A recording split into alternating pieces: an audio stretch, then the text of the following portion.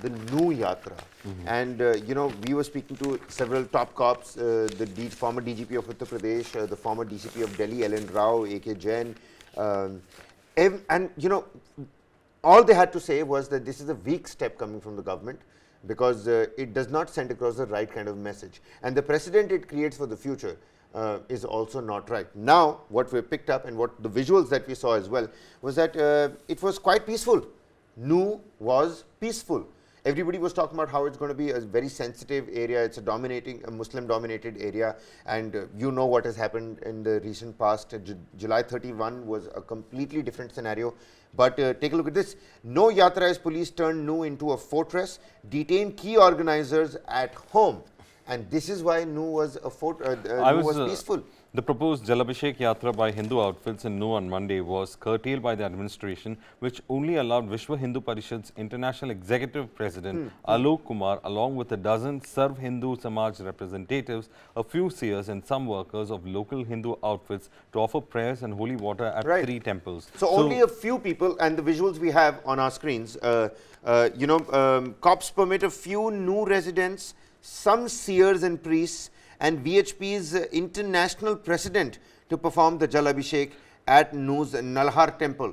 And you remember what the former DGP was talking about, right?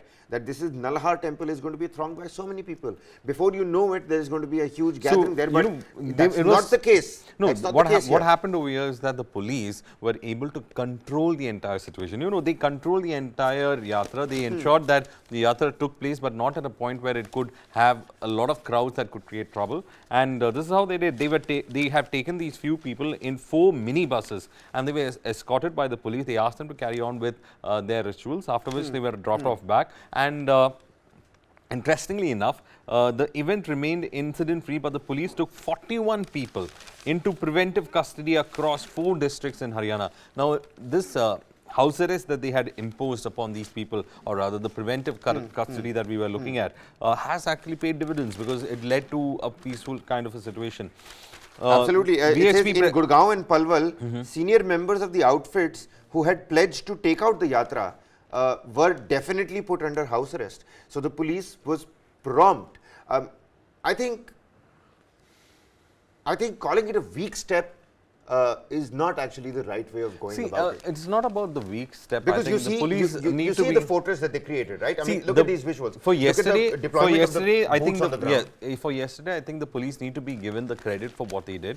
They were sharp. They had learned from their mistakes, and the local administration has in fact risen to what the expectation was when it came to Nuh. And mind you, yesterday we were discussing about it. Right. Nuh is very close to the NCR region, and we are having a G20 summit. You don't want to spoil a G20 summit like that with the kind of communal tensions that played up last time from there and how it spread to Gurugram. So you definitely don't want that to happen. You are going to have people from 29 important countries coming in for the G20 summit. The top leadership of these countries are going to come. You don't want to make a public humiliation of what is going to happen. So I think that all those things weighed in, and the administration has acted in earnest, and they have brought the situation under control. But they also, Kabir, it's not that they completely brought it down.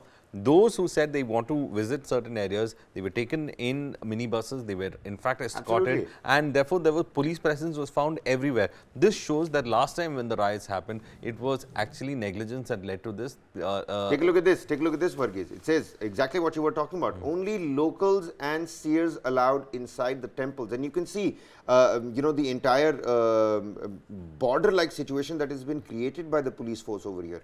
And right below that, if the camera person could zoom in just a little bit more on the picture that's below there, you can also see how section 144 was imposed, and all the shops were completely shut. There's a lone scooter that you can see going on in the picture below, and that was the situation pretty much all across Nuh. All across Nuh. Schools, banks, offices in Nuh. Schools, banks, offices were all shut down. So, for yesterday, because of that kind of a tense situation, we had all these shut down. But I think they have done a commendable job by ensuring that things went on smooth. 30 battalions of paramilitary forces were deployed. Checkpoints were set up at Nuh borders. Internet was also shut down. And schools were also shut. It was a complete fortress which is why no untoward incident happened. Now, let's quickly come across to the second factor at play, which is what the former top cops on our show were also talking about. This does not set the right kind of precedent. See, I don't know about the president factor. Because of it. tomorrow For you will go to another area why which is going I to be did not dominated agree by with one them. community. I understand. See, I understand what they are talking about. But for me, the issue was about G20. And G20 was too close for comfort. I have a huge international event with people coming in from across the world. Right.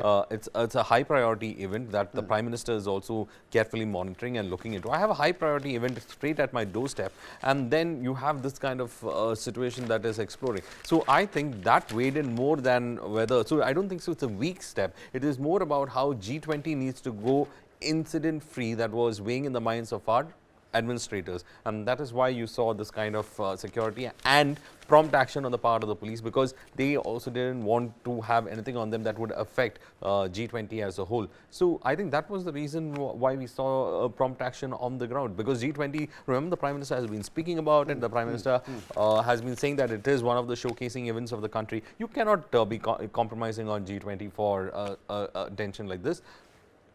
And this was too close for comfort at the same time. So I think prompt action was taken because of that at the same time, to ensure the G20 was incident free.